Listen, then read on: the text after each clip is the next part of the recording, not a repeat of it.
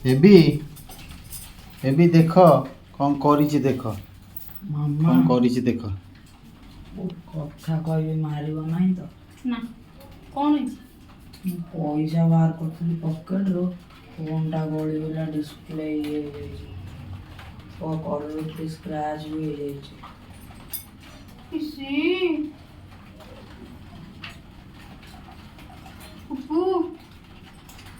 ଦେଖିଲୁ ଡିସପ୍ଲେ କେମିତି କରିଛି, ସେଠି ଫଟେଇ ବି ଦେଇଛି।